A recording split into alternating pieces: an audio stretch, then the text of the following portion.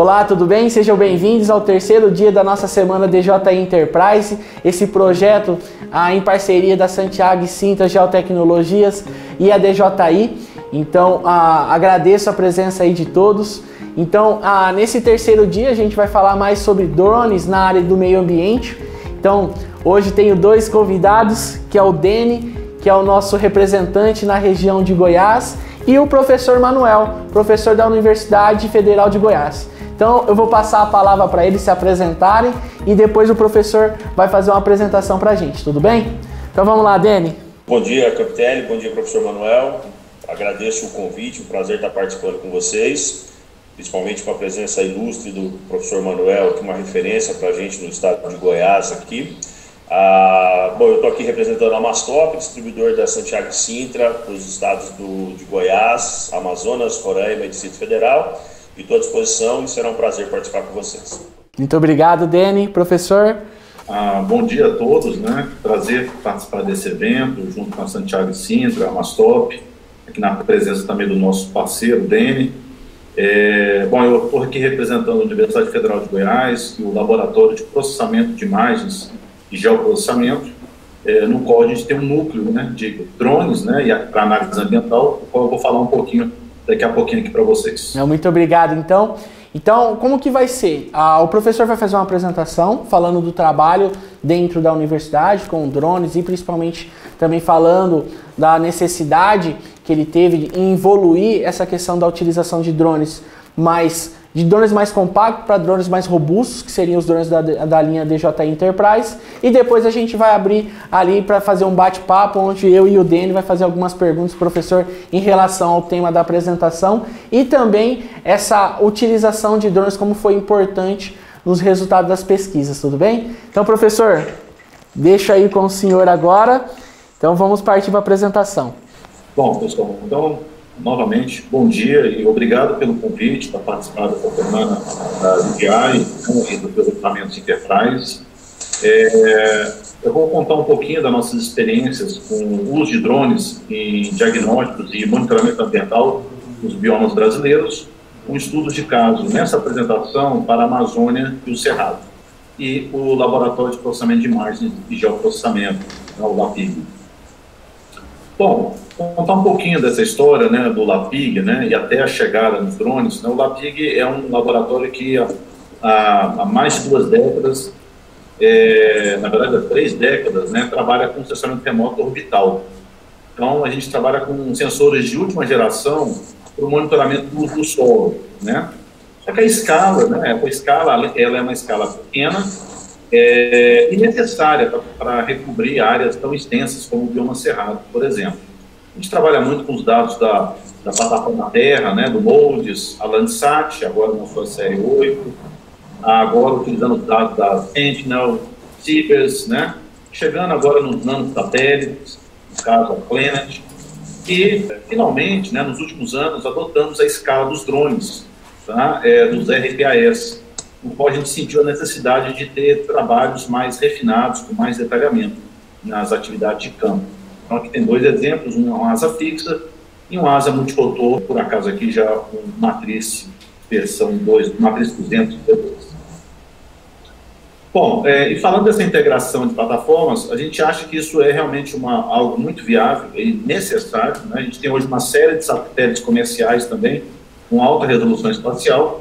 A gente acredita que a resolução temporal que o drone nos provê, ela ainda é um fator diferencial para pesquisa. Então, a gente usa o drone na medida que a gente necessita. Então, isso nos dá um leque de opções, de aplicações maior. Mas não descartamos também o uso de sensores de alta resolução, que podem eventualmente cobrir também essas áreas de pesquisa.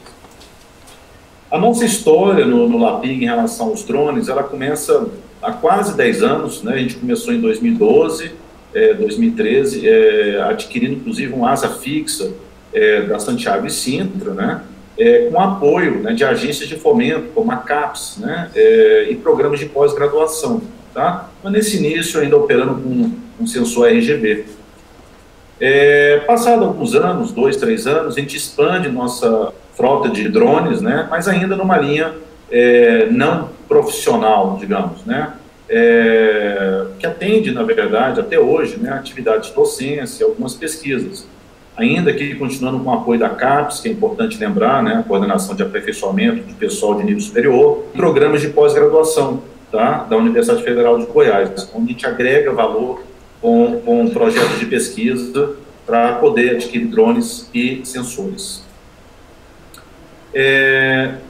Numa fase 3, eu diria que é uma fase que vem de 2015 até o momento, a gente passa a ter uma colaboração com ONGs, né, organizações não governamentais.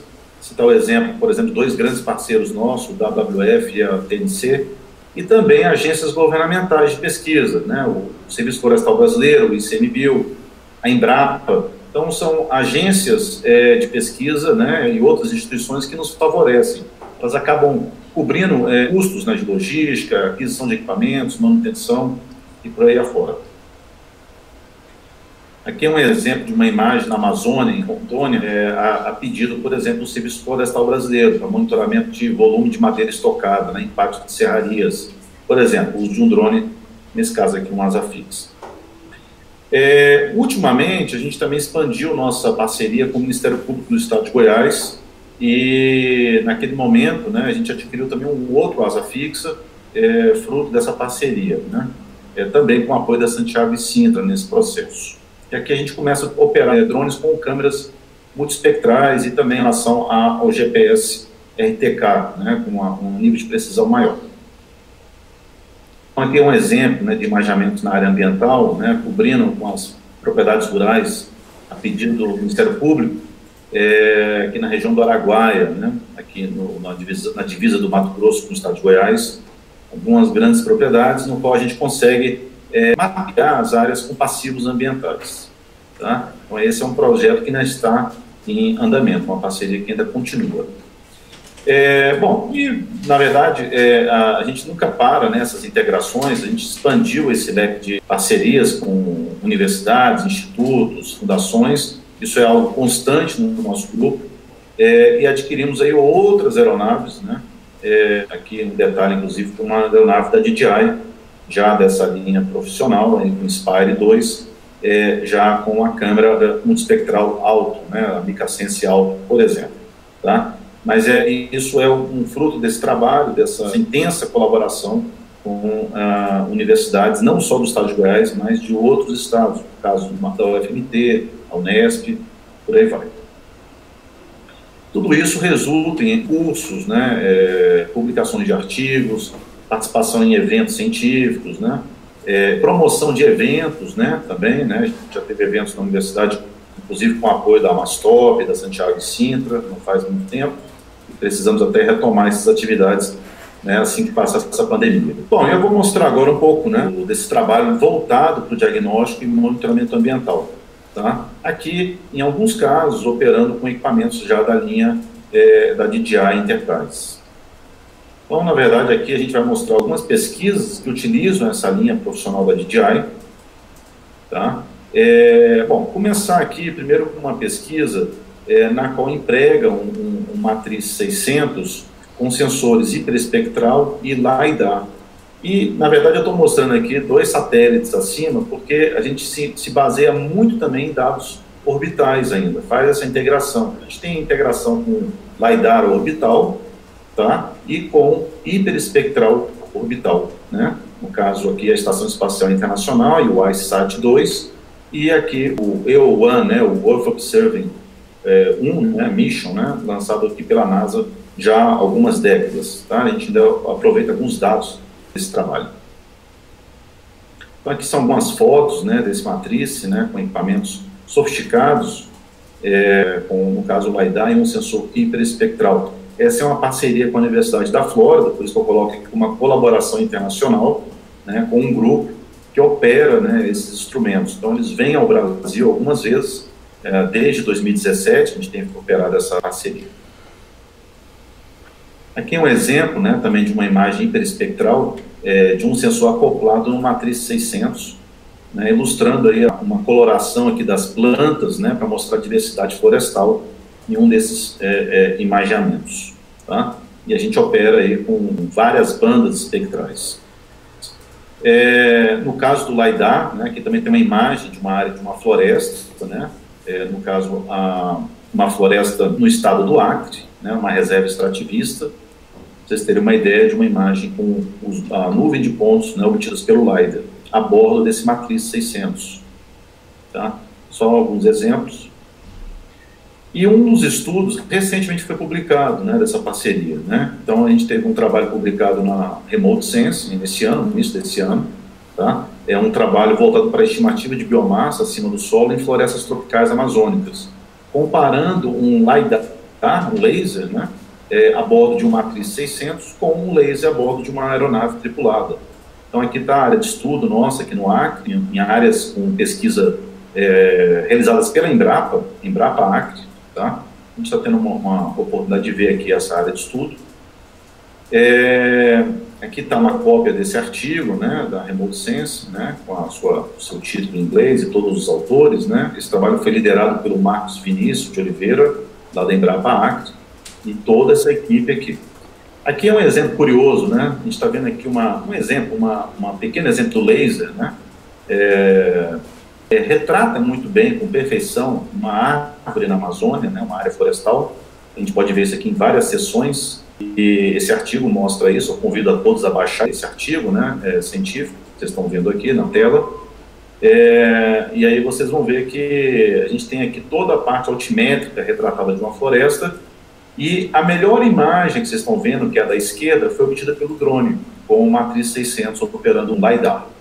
Tá? E a da direita, com menos detalhes, foi feita com um sensor LiDAR a bordo de uma aeronave tripulada, que opera uma altura bem maior, né, em outros aspectos. Também outra atitude, né, da aeronave. Então, algumas fotos de campo da equipe, né, nesse trabalho. Esse trabalho contou com o apoio do WWF, uma parceria que a gente chama de Ecodrones, e é importante agradecer esse apoio, esse suporte. Não teria sido possível trazer o pesquisador da Universidade da Flórida com esse equipamento, que é o Eben Broadbent. Então, umas fotos do sensor, da paisagem, né, e que na reserva extrativista, né, no qual a gente trabalhou. Bom, um outro trabalho que a gente conduziu, né, e vem conduzindo ainda, né, tudo isso que eu estou citando para vocês são trabalhos vinculados a mestrados e doutorados, aqui dos programas de pós-graduação em Geografia, Ciências Ambientais, Agronomia, Ecologia, vários programas que a gente participa. Esse é um outro estudo, agora aqui já em Goiás, no bioma Cerrado. Vocês estão vendo aqui o mapa de localização da bacia hidrográfica do Rio Vermelho, tá? E aqui um dos municípios que abrange esse estudo, além de Goiás e Itapirapuã, né? São dois municípios que a gente trabalhou aqui em levantamento de campo. A gente está vendo aqui algumas áreas para inventário florestal. Esse trabalho aqui é um doutorado em fase de conclusão, o qual visa comparar dados RGB com LiDAR, né, com laser, para métricas da paisagem, como biomassa, por exemplo, a altura das árvores, etc.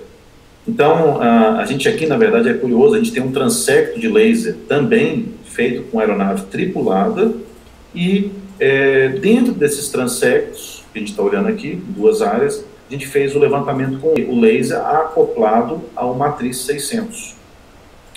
Então, a gente tem, assim, algumas imagens, né, obtidas aqui com o modelo digital de superfície da área de estudo, tá? Vocês estão vendo que é uma área com cerradão e pastagem, tá? E aqui a gente tem a comparação desses instrumentos. A gente compara um instrumento a bordo de um asa fixa e o instrumento a bordo de um Matriz 600, dessa linha Enterprise, tá? Então, a gente está vendo aqui alguns mosaicos coloridos que mostram a altura das árvores, por exemplo, tá? Onde vermelho, amarelo as áreas mais altas e o azul as áreas mais baixas. E aqui comparações, né, análises estatísticas comparando esses instrumentos, os dados obtidos. Claro que também nessas viagens de campo a gente observa transições, né, sazonais em áreas de pasto e cerrado, né? Então vocês estão vendo, por exemplo, áreas que o cerrado perde, ele perde o seu vigor, né, vegetacional na época da seca, assim como a pastagem também sofre muito na época da seca. A gente também acompanha isso nesses trabalhos, né, o quanto de perda na vegetação ocorre nessa transição da chuva para a seca. Aqui também para encerrar esse bloco, a gente tem aqui algumas fotos de campo, para quem ainda não transita aqui pelo ambiente de cerrado, é muito diferente da floresta, né, de uma floresta tropical. A gente tem aqui também áreas florestais, né, mas com uma biomassa, né, reduzida comparado com a Amazônia, e áreas de muito pasto, né, e cerrado típico, né, que é essa foto maior aqui à esquerda. Aqui está o drone, aqui, inclusive uma foto, né, nesse trabalho de campo, desse matriz com o laser, né, operando aqui, justamente nessa área que vocês estão vendo aqui ao fundo. Bom, e ultimamente, agora já em 2019, né, e 2020, a gente também, com outros projetos, parcerias com a FAPEG, com a Fundação de Amparo à Pesquisa do Estado de Goiás, com o CNPq, né, e um núcleo de pesquisas em clima e recursos hídricos do Cerrado, nós temos um projeto recente, né, que opera um drone também dessa linha mais profissional, da DJI, aqui no caso é um Spire 2, com uma câmera alta acoplada nesse instrumento, uma microsense alta. Esse trabalho visa a calibração de um algoritmo, que a gente chama de SAFER, né, para estimativa de evapotranspiração em culturas de soja, milho, feijão e tomate industrial no Cerrado Goiano. Tá? Então, assim, só para dar um exemplo, essas imagens elas retratam a evapotranspiração em áreas irrigadas, por exemplo. Aqui tem um pivô, né, que recebe irrigação. Então, vocês vão perceber que tem áreas que eu tenho uma baixa evapotranspiração e áreas que eu tenho uma alta evapotranspiração. Isso, eu posso correlacionar isso com problemas ligados a doenças, né, falta de nutrientes ou falta de irrigação, né, deficiência hídrica. Então, quando a gente traz um instrumento desse porte, então uma pesquisa com uma escala de detalhe muito maior do que um satélite, a gente consegue manejar melhor o meio ambiente e daí otimizar o uso de recursos naturais, como a água, por exemplo, ou fertilizantes. E eu vou mostrar alguns outros exemplos de pesquisas que fogem um pouco da linha da agricultura, né? Então, por exemplo, a gente tem aqui pesquisas ligadas ao manejo do fogo em unidades de conservação. Aqui, por exemplo, está utilizando um drone, não da linha profissional, mas é um Phantom 4 Pro, né? Foi utilizado, foi um dos primeiros instrumentos que a gente adquiriu, naquela fase de 2014, 2016. A gente opera esse drone ainda pelo custo, baixo custo e alta eficiência também. Mas nesse caso aqui, a gente retrata o cerrado para calcular a biomassa seca e verde e as áreas com maior risco de queimadas. A gente também tem utilizado os equipamentos da DJI, eventualmente da linha profissional, né, da linha Enterprise, e às vezes da linha Consumer, né, da linha mais simples, em levantamentos em áreas rurais para análise de reservatórios, cálculo de volume de água em reservatórios em propriedades rurais, por exemplo, para cálculo de emissões de metano. Aqui é um exemplo, né, 2 momentos na estação chuvosa e seca desses reservatórios, aqui em Mato Grosso. Aqui na região aqui de Silvânia, Goiás, a gente tem operado esses instrumentos para análise de APPs em áreas rurais. Então, a gente pode observar, por exemplo, imaginamentos que retratam corredores ecológicos, né, áreas convertidas na agricultura, pastagem, né, algumas áreas degradadas, por exemplo, identificação de nascentes. Então, esse é um trabalho que ainda faz parte de um doutorado que está em andamento agora nessa região de Silvânia. Aqui é um trabalho no Cerrado Mineiro, né, aqui para quem não conhece, esse aqui é um campo de Murundum, na Chapada, uma chapada, né, próxima a Uberlândia, Uberaba, tá? É um trabalho para avaliar a recarga de aquíferos, né, ligados com essas áreas úmidas. A gente tem um trabalho também, por exemplo, ligado ainda a recursos hídricos, né? Falei do aquífero, aqui está um trabalho ligado à análise de clorofila, de algas em reservatórios. Então, é um trabalho que está sendo feito aqui na Universidade Estadual de Goiás, a gente tem uma parceria, tá? E resultados bem interessantes para analisar essas plantas, né? Nesses ambientes aquáticos.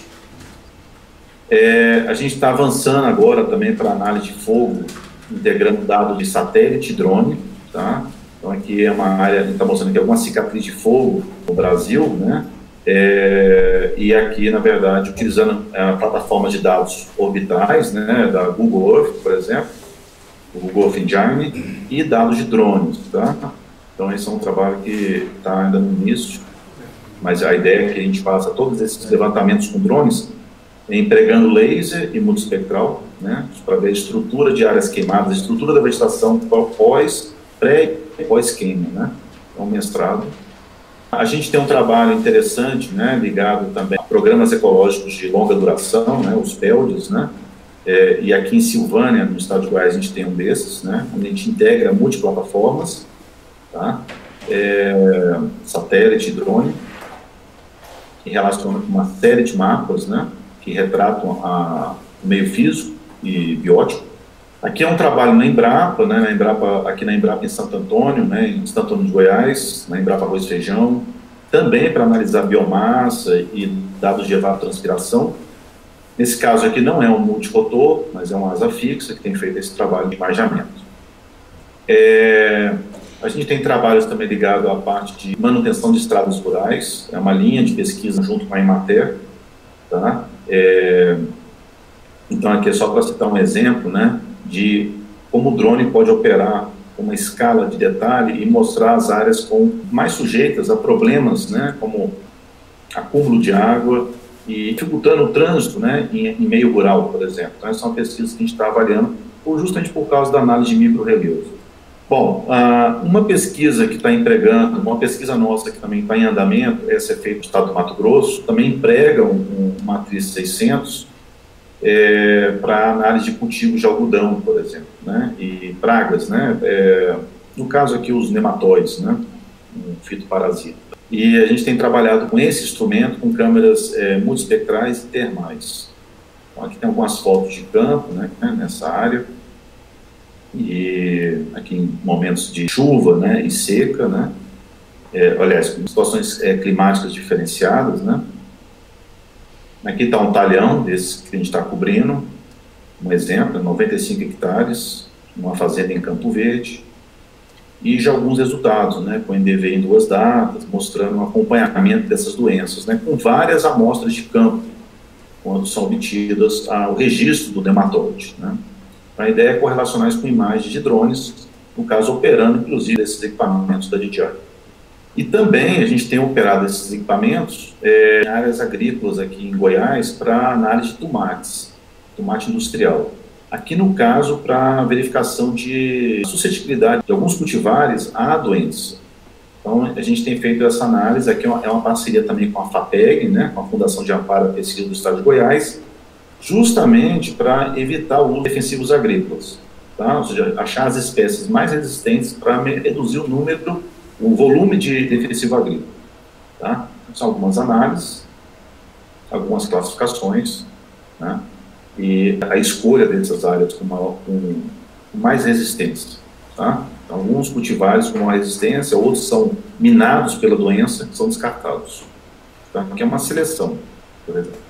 Bom, outras pesquisas do grupo envolvem restauração ecológica, né, reflorestamento e restauração ecológica, tá? Essa aqui é no sul do Amazonas, tá? Essa pesquisa aqui, ela foi recentemente publicada também, tá? E o que conta essa pesquisa? Ela conta o uso de multirotores para a contagem de plantas, né, automática, né, plantas que estão em área de restauração, facilitando assim o monitoramento das áreas que estão sendo restauradas, né, com drone.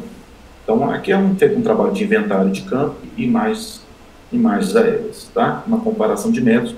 O trabalho também está publicado nesse caso aqui no Journal, esse journal aqui é o Canadian Journal of Forest Research, se não me engano. Outros trabalhos, a gente tem acentuado essas pesquisas no acompanhamento de restauração florestal, de nativas e exóticas, né, para fins comerciais, fins ecológicos. Tá? Esse aqui é um exemplo de módulo africano, aqui no município de Piracanjuba, estado de Goiás. Tá? Então, para ilustrar, também, né, com multirotor e alguns produtos obtidos. Já me aproximando aqui no final da minha exposição, dizer também que a gente tem trabalhado, o LAPIG tem uma plataforma para acompanhamento de desmatamentos, né, e validação de desmatamentos no bioma cerrado, a gente chama de Cerrado Debate, está com o lançamento muito em breve, agora no início do mês de outubro, vai ser o lançamento dessa plataforma, e aqui para ilustrar que a gente tem também utilizado os drones em validação de campo. Então, tem fotos não no campo e também fotos obtidas com drones, né, ou com filmagens também. O drone tem nos servido nesse aspecto, tá, para registro e validação de desmatamentos. Tá? Então, quem entrar no Cerrado Debate, na plataforma do LAPIG, é só entrar, botar no Google Cerrado Debate, ou entrar na plataforma mesmo do LAPIG, vai conseguir encontrar alguns campos com esses registros. Bom, em 2020 a gente começa, na verdade, um ano de pandemia, né? Infelizmente a gente começou um pouco tarde, né? Acabou atrasando alguns trabalhos de campo, inclusive, mas a gente já retomou agora nesse segundo semestre, aos poucos. E uma das primeiras aquisições desse ano tem sido, né, a gente está anunciando aqui em primeira mão, a aquisição de uma Matriz 200 V2, né, no qual a gente pretende acoplar instrumentos multispectrais e termal. No caso, até um dos instrumentos que já opera no Inspire 2, ele vai operar também nessa plataforma. Tá? E a nossa ideia é de médio e longo prazo, né, aos poucos, ir adquirindo novos sensores para acoplar. E, quem sabe, novas plataformas também, né, da linha Enterprise. Todos os exemplos que eu estou trazendo nessa apresentação, eles podem ser obtidos, né, no acervo de imagens do LAPIG. Então, se você entrar no portal do LAPIG, você pode acessar os dados, os trabalhos, os projetos, as imagens, os mosaicos aéreos. E aqui eu faço uma propaganda aqui também para a nossa plataforma de conhecimento do Cerrado, no caso, né, com essa logo aqui do IP. Vamos aqui.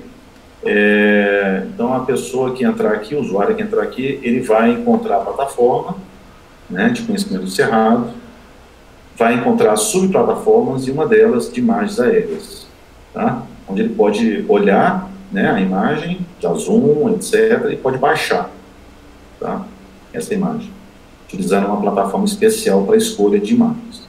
Aqui, no caso, não são só restritas imagens do Cerrado, tá, mas todas que o LAPIG tem gerado.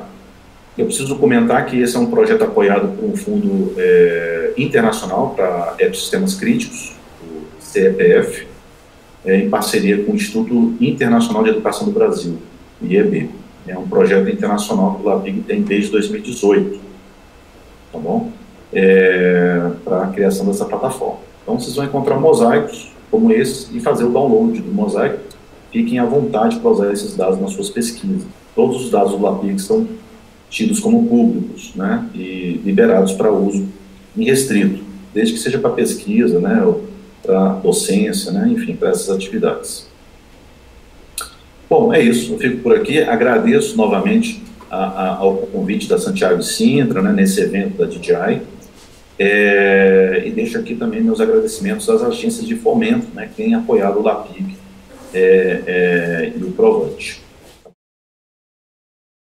Bom, professor, muito obrigado pela apresentação. Eu acho que esse trabalho, e parabéns também, que esse trabalho é muito importante, principalmente aí a gente vê assuntos falando de desmatamento, falando de queimadas, né? Não só aqui no Brasil, mas no mundo todo. E acho que esse tipo de pesquisa, né, ajuda muito na questão do monitoramento e o combate a desmatamentos também. E o bom também é que aquela coisa, né, a importância da pesquisa nas universidades, também o senhor colocou muito bem a questão da importância aí dos centros, né, de incentivo à pesquisa, é muito importante também. E tem que pensar o seguinte, que todo esse recurso, né, disponibilidade nas pesquisas, tem um retorno muito grande também para a população, né? Isso que é o mais importante. Então, parabéns pelo trabalho. E muito interessante a apresentação também. Bom, eu que agradeço, viu, Maurício, pelo esse tempo de exposição. E eu acho que você pescou pontos muito importantes aqui, rapidamente, antes das perguntas. Com certeza. Aqui há uma integração da universidade, né, que a gente chama de .edu, com o .org, que são as ONGs, com o .gov, que é o governo, e com o .com, que são as empresas. Vocês, nesse momento, representam o .com, e é muito importante que vocês façam parcerias com universidades. O Denis sabe disso, o pessoal da Santiago e Sintra sabe disso. A gente, quando faz essas parcerias, a gente provê um avanço na docência, na pesquisa. Então, é importante a gente estabelecer sempre essa integração das empresas com a educação, com a pesquisa. E a gente vem conseguindo fazer isso há alguns anos já e evoluindo. Então, você pescou aí pontos importantes para a gente destacar aqui na apresentação, nesse evento. Denis, se quiser fazer algum comentário. Maurício, eu gostaria, assim, na verdade, além de todo o projeto, tudo que o professor apresentou, é muito importante salientar que a seriedade desse tipo de processo, desse tipo de projeto de instituições como o professor tem na UFG, com relação ao LAPIG, a seriedade com que eles levam esse trabalho leva a que eles tenham vários, como ele falou agora, .com, .org, ou seja, eles conseguem, mostrando a seriedade do trabalho deles, convênios que revertem em possibilidades de mais equipamentos, de mais investimento em tecnologia, investimento nos profissionais que trabalham com o professor, nos alunos, nos mestrandos, dos doutorandos. Eu posso citar aqui, acho que não tem nenhum problema, por exemplo, há um tempo atrás, através do Ministério Público, um TAC, com prefeituras aqui do interior, foi possível a aquisição de drone para que o LAPIG pudesse fazer uso. Eu estou falando de um ponto específico, né? Mas, ou seja, essa seriedade do trabalho que o professor Manuel tem aqui, e sendo uma referência, o LAPIG sendo uma referência para o Estado, faz com que outros órgãos governamentais tenham interesse nessa parceria com o LAPIG, usando os equipamentos e o expertise que o professor gera aqui. Ou seja, isso é fundamental. Um trabalho desse, sem credibilidade, sem aporte financeiro, não ajuda em nada. Então, esse trabalho é importantíssimo. Não, bem colocado, Dani, bem colocado. Bom, professor, o senhor começou a apresentação falando, né, da questão da escala na produção e na aquisição de informações em relação às áreas de pesquisa do senhor. Aí eu queria fazer, na verdade, duas perguntas. A primeira, quais são as vantagens que vocês perceberam durante esse processo, né, desde 2014, que o senhor falou que começou a utilizar ali drones, as vantagens em relação à aquisição de informações de satélite, né, as imagens orbitais, e a importância também no cruzamento dessas duas fontes de dados. Bom, Maurício, o que acontece? O satélite continua sendo um carro-chefe, né, em várias pesquisas, porque tem um potencial de recobrimento muito grande, né, e repetição, né? Mas acontece que os satélites também, em alguns momentos, não nos atendem, porque tem a questão climática, né, tem o problema de nuvens, tem o problema da escala, né, você está falando às vezes de pixels, de satélites que chegam a quilômetros, né, ou algumas centenas de metros. Então, você não tem um detalhamento específico. Então, tem a questão da resolução espacial, as interferências climáticas, né, e também a resolução temporal, porque o satélite ele remageia uma área, mas leva alguns dias. E esse tempo tem reduzido, né? Você tem hoje séries de satélites que têm cada vez maior recobrimento temporal. De fato, essa questão tem sido, de alguma forma, sanada, né, com várias plataformas na mesma hora. Porém, o drone te dá vamos dizer assim, essa capacidade de imagiar estas áreas no tempo necessário da sua pesquisa. Às vezes eu preciso fazer imaginamentos a cada 2, 3 dias, né, de uma área. Às vezes eu tenho que, numa área que está pegando fogo, por exemplo, o imaginamento tem que ser imediato. Numa área que está sendo aplicado um defensivo agrícola, eu tenho que pegar naquele dia, por exemplo. Numa área onde eu estou tendo uma coleta de animais, né, na área mais de biodiversidade, eu tenho que imaginar naquele dia que eu preciso. Então, só o drone vai me prover esse trabalho. Mas o que a gente tem feito, então? Agora integra. Eu faço um trabalho de campo com drone, trabalho a pesquisa toda com aquelas imagens, extraio o maior número possível de informações, e daí eu faço uma espécie de regressão, né, uma análise integrada com o pixel do satélite. Ou seja, eu tenho detalhes daquela imagem que depois eu vou tentar encontrar na imagem de satélite. Eu saio do aéreo para o orbital. Então, essa é a integração interessante. E vice-versa, né? E eu mostrei exemplos aqui, inclusive, sensores orbitais com laser, né, o LiDAR, por exemplo, que chegaram primeiro no satélite e depois vieram para os drones.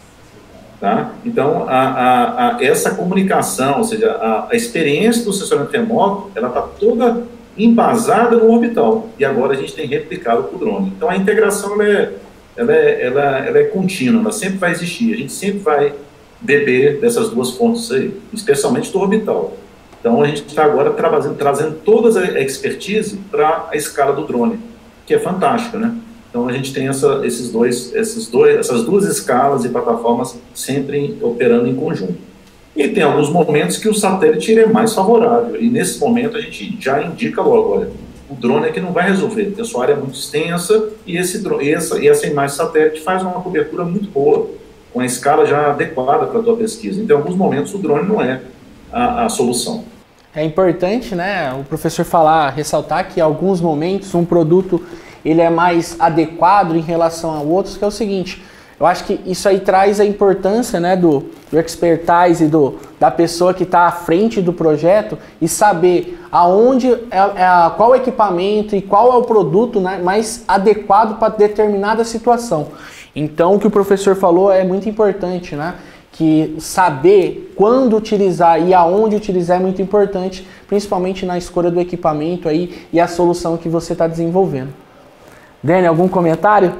Ô Maurício, eu acho que é exatamente isso que o professor falou, eu não tenho muito a acrescentar, só, ou seja, como a gente sempre fala, né, usar as ferramentas certas para a solução, para chegar à solução correta, né? Não existe uma única ferramenta que se aplica a todas as soluções. O LAVIG tem bastante experiência com isso, com diversas ferramentas, com diversos sensores, diversos equipamentos, que podem exatamente fazer esse filtro e chegar a cada conclusão, a cada equipamento, a cada ferramenta correta para aquela determinada ação. Isso é fundamental. Professor, na apresentação, no início da apresentação, o senhor fala sobre a utilização do matriz, né, com ferramentas como o laser, líder, como as câmeras espectrais. O senhor podia falar um pouquinho mais para a gente sobre os produtos que são gerados e as soluções que podem ser extraídas dessas ferramentas em uso conjunto num único drone, né, que pode ser essa grande vantagem de você poder usar sensores diferentes, né? Se eu puder falar um pouquinho sobre isso, eu acho que seria bem interessante. Olha, Dani, essa pergunta é muito importante. Bom, vamos lá. Ela é uma pergunta que tem algumas respostas. A primeira, a gente está falando de uma plataforma aérea, vamos citar aqui o caso da Matriz 600, que é uma plataforma bastante robusta para carregar um payload, né, uma carga útil, que não é pequena, vamos dizer assim, né? Então é por isso que a gente adota uma plataforma, nesse caso, mais robusta, para levar, por exemplo, sensor RGB, multiespectral, às vezes o hiperespectral, o LiDAR, então geralmente uma dupla de sensores. O LiDAR e o hiperespectral são os sensores mais pesados, né? Porque eles precisam, né, de ter uma unidade inercial interna, né? Tem equipamentos de GNSS, né, de posicionamento mais sofisticados, né, mais precisos, e tudo tem que estar muito bem ajustado. Então a plataforma tem que ser também ao mesmo tempo estável, né? Então você tem toda aquela parte para manter a estabilidade desses sensores.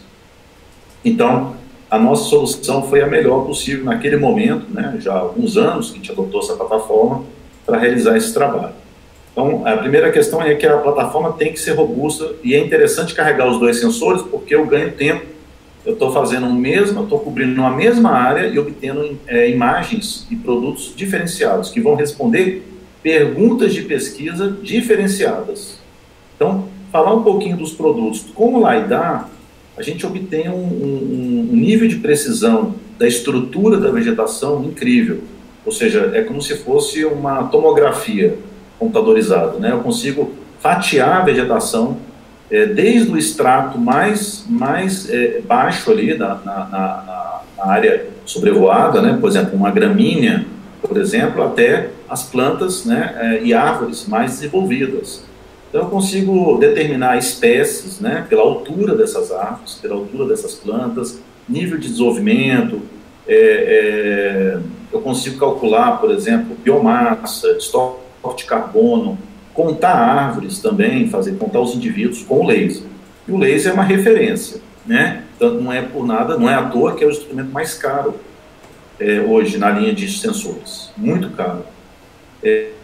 Não vou nem comentar o preço aqui, porque o câmbio nosso, o dólar, varia todo dia, então não adianta falar do preço, mas é bem elevado. O sensor hiperespectral não foge à regra. É um sensor muito sofisticado, porque ele cobre uma faixa do espectro eletromagnético, esse espectro, vamos dizer, da luz, né, que a gente está operando, bastante longo, né? Quer dizer, na verdade ele pega do visível, são sensores RGB, até o infravermelho médio. Vai de 0,4 a 2,5 micrômetros. Para quem não está familiarizado com o sensoriamento remoto, ele pega todas as faixas ópticas, né, do espectro eletromagnético. Agora, olha só que riqueza, né? Ele consegue gerar imagens com faixas desse espectro muito finas. Por isso eu tenho 200 bandas, cobrindo as mesmas faixas de um sensor comum, uma câmera digital RGB. Porém, eu cubro com centenas de faixas, aquelas mesmas faixas que são muito mais grosseiras. Então, ali eu também retrato ali, eu consigo diferenciar espécies, eu consigo diferenciar os estádios, né, da vegetação, né, do seu hábito, do seu crescimento, do seu florescimento, consigo diferenciar se está respondendo bem à fotossíntese, ou se está sofrendo alguma doença, etc. Agora, se você me falar, bom, mas esses dois sensores são caríssimos, e aí? Como é que a gente tira isso para o nosso dia a dia? Aí que vem uma coisa bacana da pesquisa. Eu exploro esses dois sensores para áreas experimentais. E ali eu entendo e aprendo as faixas do espectro eletromagnético que melhor respondem ao meu objetivo da pesquisa. E dali eu parto para um outro sensor mais simples, que é esses que nós costumamos acoplar aqui nessas plataformas. Para citar exemplos, os sensores multiespectrais, que tem uma diferença de valor significativo. Então, a gente aprende com o melhor sensor e traz depois a experiência para o sensor mais acessível, que um agricultor pode utilizar, um agrimensor, enfim, um biólogo, um ecólogo, um agrônomo, vários profissionais podem utilizar uma plataforma, por exemplo, dessa profissional, com um sensor multiespectral, tá? E o termal já é um outro sensoramento remoto. Eu não vou entrar em detalhes aqui, mas o termal tem suas outras aplicações, mas é um outro sensoramento remoto. A gente sai do espectro óptico e vai para o termal. E aí é uma outra análise, mas também um sensor interessante. Então também tem suas diferenças de valores, de resoluções, e pode ser acoplado nessas plataformas. Agora, a análise termal eu ainda não realizei ela aqui no LAPIG. Então a gente está prestes a adquirir um equipamento também termal, para acoplar, inclusive, no Matriz 200 V2 que a gente está aqui adquirindo, né, com a Santiago e Sintra. Não, perfeito, tá. A explanação do professor dispensa os comentários, a abrangência do projeto que o LAPIG faz, acho que o professor sintetizou no que ele disse, ou seja, usar as ferramentas mais poderosas e acessíveis que eles têm para o mercado, para que isso possa ser disseminado depois para a utilização em massa. Ou seja, a gente consegue filtrar essas informações com sensores mais caros, né, que não são tão acessíveis à classe profissional em geral, mas com isso extrair o que pode ser tirado com sensores mais acessíveis. Eu acho que isso é fundamental. Acho que isso é a base do trabalho da pesquisa e do LAPIG. Acho que é o cerne do negócio. Eu posso até fazer um comentário, Maurício. Por exemplo, ano passado nós fizemos com o professor um evento aqui em Goiás, em Goiânia.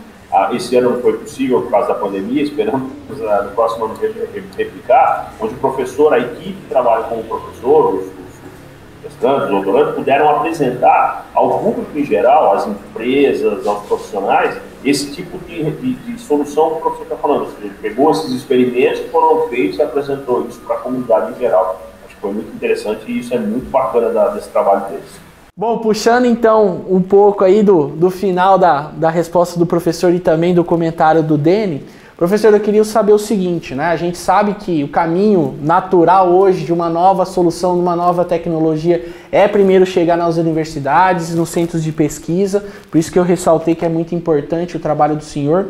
E depois, quando tiver validado esse produto, essa solução, isso chega no mercado, né, para pequenos agricultores, prestadores de serviços. Aí eu queria saber o seguinte, das linhas de pesquisa, né, os produtos, as soluções que o senhor já desenvolveu né, utilizando drones e esses múltiplos sensores, o que hoje está no mercado que hoje um pequeno produtor ou um pequeno prestador de serviço conseguiria executar comprando o drone sendo ele da linha Consumer, da linha Enterprise e começar a desenvolver soluções pelos dados adquiridos por esses equipamentos?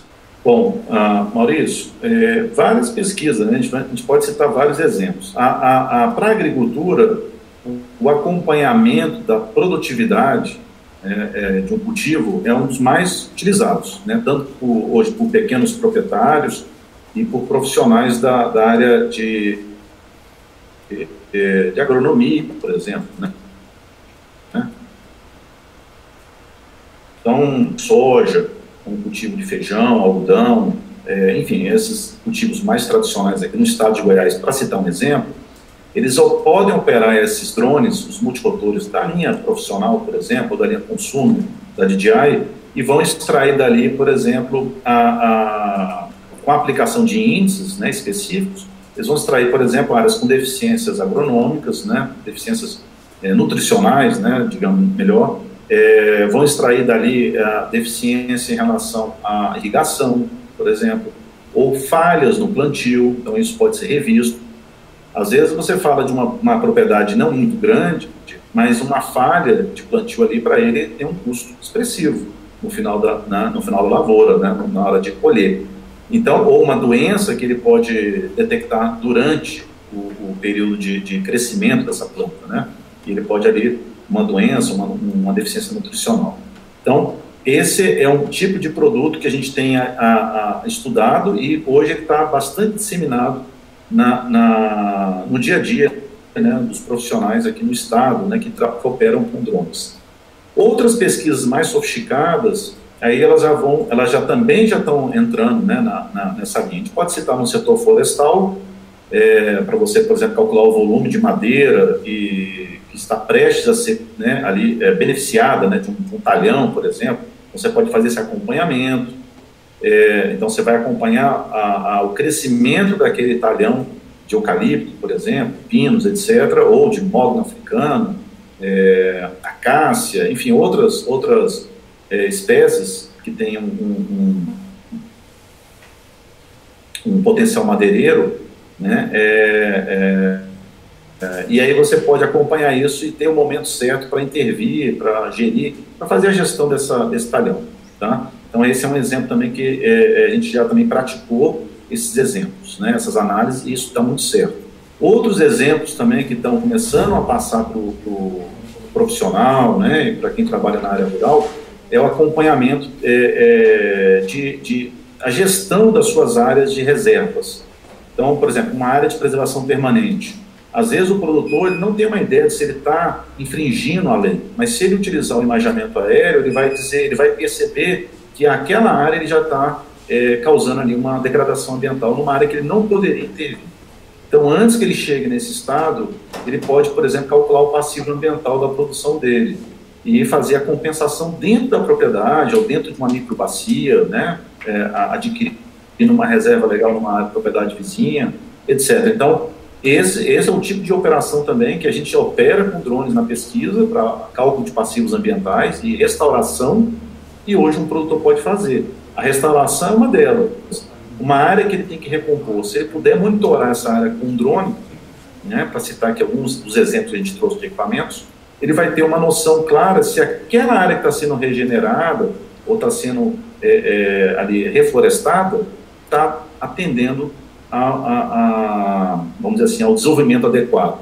Ou seja, se ele não está gastando dinheiro à toa numa área que não vai vingar. Então ele pode monitorar aquela área e aí, claro, contar com a ajuda de outros profissionais, né? Quer dizer, uma parte é a imagem, outras são os profissionais que vão interpretar aqueles dados. Então, existem uma série de profissionais para dar essa orientação, tá? Alguns outros estudos estão, eu diria também, que em fase já de incorporação aí no dia a dia também. Por exemplo, monitoramento de reservatórios,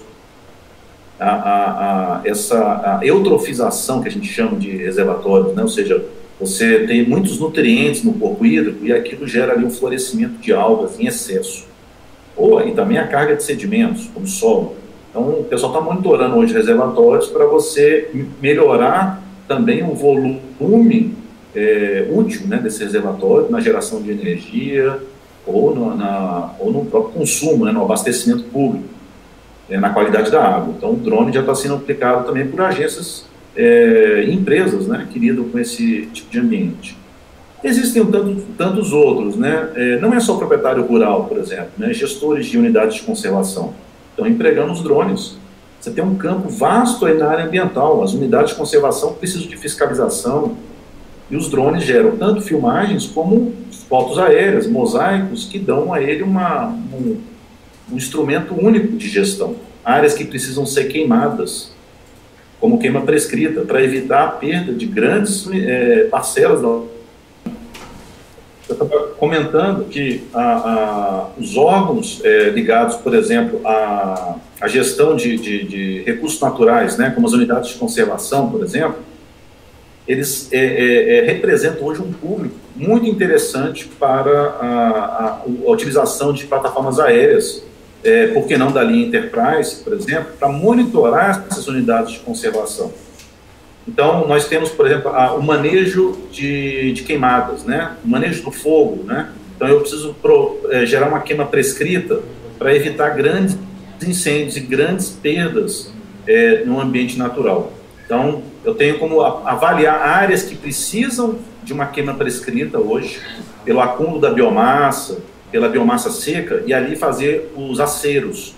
Então, os brigadistas, por exemplo, e gestores de unidades de conservação começam agora a empregar essas aeronaves não tripuladas, e aí tem um mercado muito interessante, né, para ser ainda explorado, que é o uso desses drones para fiscalização, manejo integrado do fogo, né, com queimas prescritas, avaliação de áreas destinadas ao turismo, né, áreas para visitação, áreas para conservação.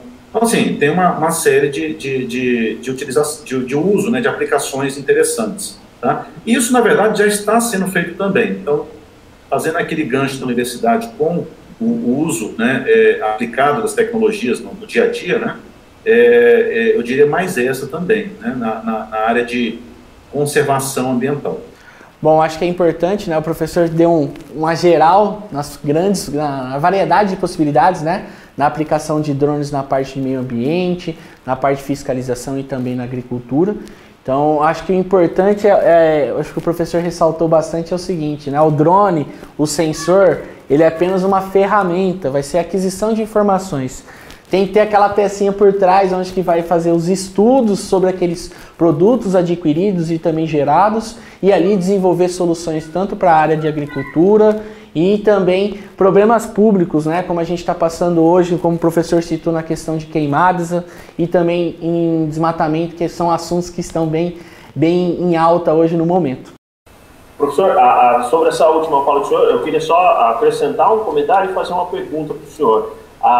Sobre essa parte, principalmente agora aqui no estado, né, que a gente tem o mês de setembro, que é terrível com relação à parte de umidade, quase batendo próximo abaixo de 10, né, e as queimadas que aumentam, e a gente já tem alguns meses acompanhando aí, principalmente na mídia, essa parte de desmatamento que a gente teve ali perto da parte dos quilombolas, né, ou seja, você poder utilizar, como o senhor bem ilustrou no início, na apresentação em si, ou seja, utilizar vários tipos de ferramentas, né? Ou seja, eu posso usar a imagem de satélite como uma ferramenta para identificação macro de locais onde eu estou tendo queimada ou desmatamento e usar o drone para pontualmente fiscalizar esses pontos. Eu acho que isso seria uma ferramenta interessante dessa unidade, né? Dessas ferramentas, como o senhor bem colocou. E só uma pergunta acrescentando, como o senhor entende, qual a importância dessas plataformas, por exemplo, como o Matrice 200, que o LAPIG está adquirindo agora conosco, né, que permitem esse intercambiamento de sensores, né, o payload, como o senhor citou na resposta anterior, por que é importante esse tipo de equipamento que permite esse intercâmbio de sensores? Bom, Dani, somando aqui ao seu comentário, né, falando dos satélites, das queimadas nesse momento, e aí é uma aplicação interessante do drone, né, especialmente para as unidades de conservação, territórios como quilombolas, ou esses paraísos aqui que nós temos aqui no bioma cerrado, né? Essas áreas tão críticas, né? Tão especiais. É interessante, sim, você, não só queimadas, mas como desmatamentos observados por satélite, e aí, no menor espaço de tempo possível, né, que é detectado com satélite, você recorrer à área com um levantamento aéreo, a título de filmagens ou mapeamento das áreas danificadas, até para orientação da resposta de brigadistas, por exemplo, ou de órgãos de fiscalização para barrar desmatamentos ilegais. Então, aqui no estado de Goiás, nós tivemos um exemplo, assim, triste, né, na verdade. Em maio, a gente teve uma área desmatada em território aqui, quilombola, né, na região aí da Chapada, no Parque Nacional Chapada dos Veadeiros, né, toda essa região tão rica, né, em biodiversidade e água, e tivemos um desmatamento muito grande lá. E o drone, nesse caso, né, se você tiver o alerta do desmatamento, se está utilizando fogo ou não, etc., o drone pode ser uma ferramenta de gestão estratégica para aqueles profissionais que operam na área de meio ambiente, governança, né, e gestão. Então, lembrando que isso aí é uma das várias outras aplicações na área de meio ambiente. Tá? Quando você falou agora da plataforma, o que eu avaliei, né, no momento de adquirir uma plataforma como Matriz 200, por exemplo, que a gente está aqui em processo, né, de aquisição, a possibilidade de integração de sensores com o emprego de um gimbal, né, um skyport, né, como é chamado esse instrumento da DJI, para você intercambiar instrumentos. Olha só que fantástico. Eu tenho grupos de pesquisa espalhados em alguns estados, são parceiros, escrevemos artigos científicos juntos, orientamos pesquisas. Então, é bacana eu pensar que eu posso aqui, com verbas públicas, adquirir um sensor e eu integrá-lo, emprestar esse sensor para aquele colega, aquele grupo, e assim fazer também vice-versa, né? A gente adquirir também esse sensor. Então, essa foi a minha intenção. Começar a utilizar uma plataforma dessa linha profissional, Enterprise, que carrega essa vantagem de você intercambiar sensores. E não só também intercambiar, como levar também talvez mais instrumentos durante um mesmo voo, né, um mesmo sobrevoo, poder ali operar com 2 instrumentos. Essa também é uma intenção. Então, respondendo a sua questão, eu avaliei essa interoperabilidade, ou seja, entre grupos. Os sensores são caros, né? Nossa moeda é bastante desvalorizada, né? São instrumentos importados. Então, a gente começar a fazer essa otimização. E aí, nada é melhor do que você ter uma plataforma que já integra aquele sensor. Porque também, eu não recomendo ninguém a ficar tentando integrar sensor, ou utilizá-lo, inclusive, sem uma integração com a placa de controle de um drone. Isso interfere no rendimento, na eficiência. Realmente, assim, para quem vai para campo com instrumentos que não estão integrados perfeitamente vamos dizer, no controle da plataforma aérea, você vai operar de forma independente. Essa operação em forma independente, ela nem sempre sai como desejável. Então, eu acho muito boa essa iniciativa de a gente operar um gimbal, por exemplo, como o Skyport, por exemplo, no qual você integra perfeitamente o instrumento à plataforma. E aí você planeja o seu voo já considerando todas as características daquele instrumento imagiador. Então, essa foi a nossa intenção. Então, daí para frente agora a gente começar vamos dizer, a ter também essa colaboração entre parceiros. Tá? Então, tem um colega que tem um instrumento termal, o outro tem uma multispectral, o outro tem uma super câmera RGB, também alguns desses instrumentos da linha da DJI, e aí você poder fazer uma rápida integração. Né? E eu acho isso bem interessante, essa colaboração, né? Essa troca de instrumentos. Bom, acho que o que o professor falou foi importante, porque acho que a maioria das fabricantes hoje, né, de sensores, tem essa integração, né, esse encaixe com os equipamentos, com o gimbal, né, dos equipamentos da linha matriz. Então é importante, e para o meio público, né, como o professor mesmo disse, sensores são caros, né, e conseguir emprestar, né, professor, esses sensores entre as entidades é muito importante. É uma gestão também, né, deixa de ser uma gestão dos recursos públicos. Bom, então agora, né, a gente chegou no final do nosso terceiro dia. Eu vou deixar aqui o Deni e o professor para fazer as considerações finais e deixar alguns recadinhos para vocês. Deni, então é com você aí. Por isso, queria mais uma vez agradecer a oportunidade e principalmente parabenizar o professor pela apresentação riquíssima, com as informações que ele passou para nós e para quem vai poder assistir, né, essa apresentação. Eu acho que isso engrandece bastante o debate e mostra que existem vias possíveis, né? E a gente ficar sentado esperando as coisas acontecerem não vão resolver as soluções. O professor é um exemplo, o LAPIG aqui em Goiás é um exemplo disso. É a busca que eles têm por parceria, a formação de profissionais. O professor citou isso numa das últimas falas dele. Ou seja, não é simplesmente a tecnologia, mas a formação que a gente tem aqui de agricultura, de meio ambiente muito grande. Então, acho que isso é fundamental. Só tenho a agradecer a poder participar dessa discussão tão rica e agradecer mais uma vez ao professor e estou à disposição aqui de vocês. Bom, eu também só quero agradecer pela oportunidade, né? Pela oportunidade de estar aqui nesse evento, nesse debate com o Deni, com o Maurício, né? E enfim, contando também com o apoio da equipe aí do evento, né? Da DJI, tá?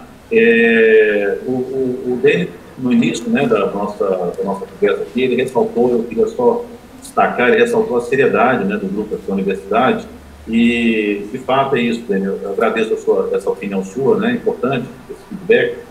A gente faz um trabalho sempre muito transparente, né, é uma das premissas aqui desse grupo, é a transparência na pesquisa, na divulgação dos dados, no uso de recursos públicos.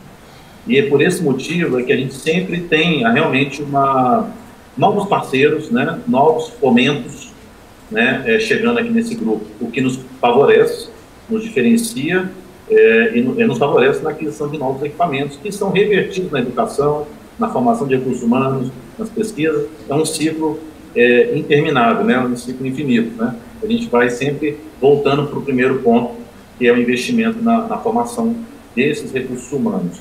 Então, eu só queria realmente agradecer por essa oportunidade, esse apoio, essa parceria também com vocês, enquanto empresas, né, do setor de geotecnologias.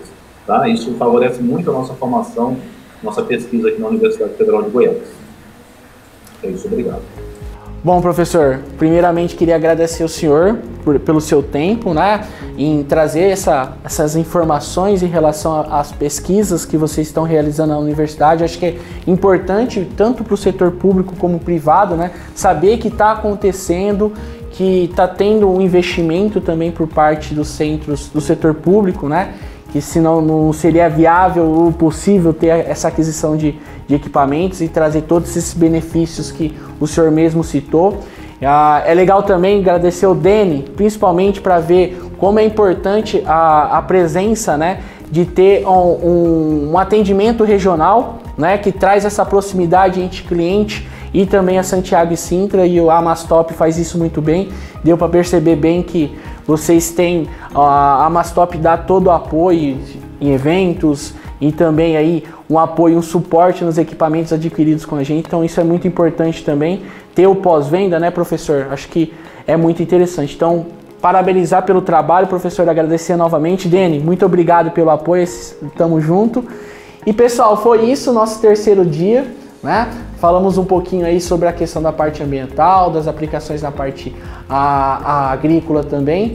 E se ficou alguma dúvida sobre a apresentação do professor, deixe as dúvidas nos comentários abaixo do vídeo, tá? Em outra oportunidade a gente pode convidar de novo o professor e o Deni para responder essas perguntas. O debate foi muito interessante.